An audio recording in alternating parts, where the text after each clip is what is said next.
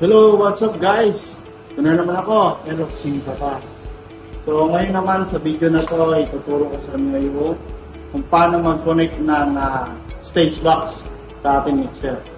Ang gagamitin kong mixer ay sa Midas M32R.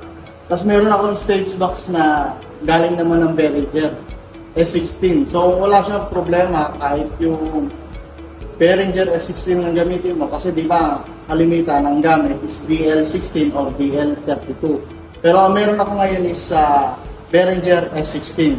So tara, samahan niyo ako kung paano i-connect itong stage box.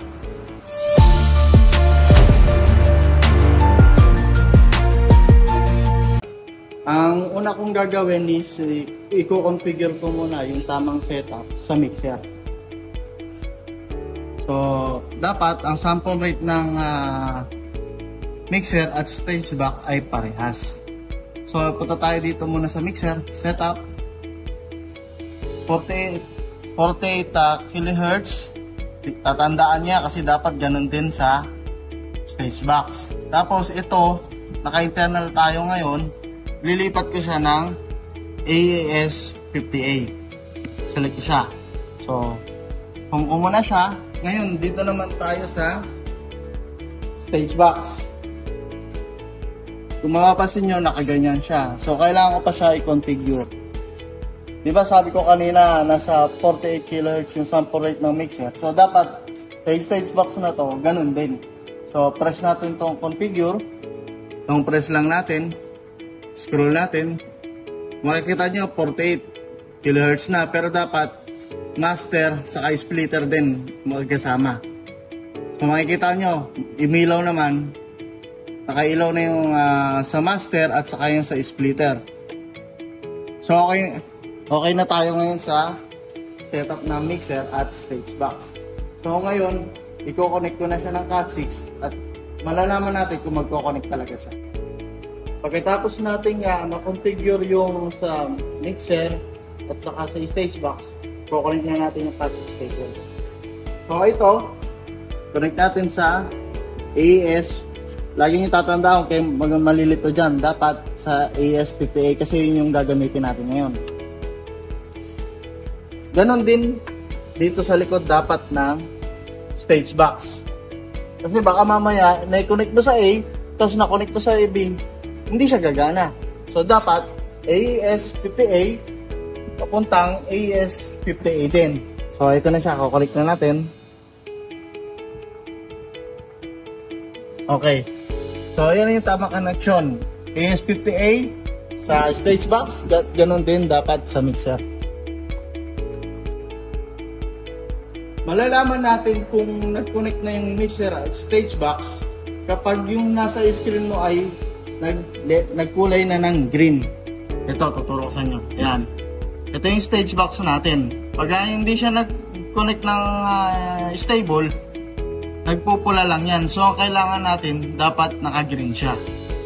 Ibig sabihin yan, connected na siya ngayon. Diba sa Midas M32R, ang input analog niya is sa likod, 16 channel lang. So, kaya tayo nag-connect ng stage box para ma-maximize natin yung channel niya. So kung makikita nyo to, 1 to 8, 9 to 16, yan yung nasa likod. Ngayon, wala tayong physical pagka wala tayong stage box. So wala tayong 17 na hanggang 32. Ngayon, kaya ako naglagay ng stage box para magamit natin tong dalawa. So mamamaximize natin yung channel. So ang gagawin ko, kinonik ko yung stage box, dapat punta tayo sa routing. So ito yung input natin. Ayan ang una natin makikita yung input. So 1 to 8, ang ginawa ko, ito yan. Nasa likod hanggang 16. So itong 17 ko, ang gagawin ko yung sa stage box. Saan pupunta? Dito yan. AES 1 to 8, 50 1 to 8. Tapos yung AES 9 to 16. Magtataka kayo, bakit? Kasi yung first physical input na nasa stage box, yun yung magiging nasa input natin 17 to 24. Ganon din yung sa kasunod. Kahit AES-50A hanggang 16, 9 to 16, ang mapupunta yan dito sa magiging input natin 25 to 32. So okay na tayo ngayon sa input. Paano naman yung sa output natin? Gagawin natin siyang 16 output. So tayo dito, AES-50A dyan. Kung mapapansin nyo, ayan. Ito yung mga output niya. So ito, di ba, naka-output 1 to 8 to. So para maging ma-maximize ko yung output, gagawin ko tong 9 to 16. Kung mapapansin nyo, ito yung physical, pero ang output ko is 9 to 16. So ang total natin ngayon, makikita nyo, meron na tayong 16 output. 1 to 8, yung nasa likod ng mixer. 9 to 16 naman, itong nasa stage box ko. Reminder ko lang sa inyo, pagka ito ay naka 1 to 8, kunyari naka 1 to 8 yan, meron kang 16 output, pero kung ano yung nangyayari sa output 1 to 8 mo, parehas lang din yun. Baga, hindi mo man na-maximize yung output na hanggang 16. Baga, kung nangyayari sa 1 to 8 dito sa likod, parehas lang din yung nasa stage box. So, dapat babaguhin natin to. Gagawin natin 9 to 16.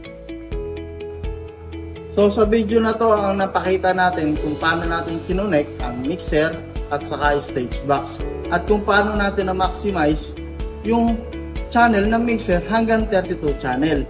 Na pinagsama natin yung sa mixer ng input at pinagsama rin natin yung sa stage box. So, kung nalilito ka, pwede naman magtanong. Iwan nyo lang sa comment section. Sasagutin ko yan ng libre at kung hanggang saan ang makakaya ko sagutin. Hanggang sa susunod na video,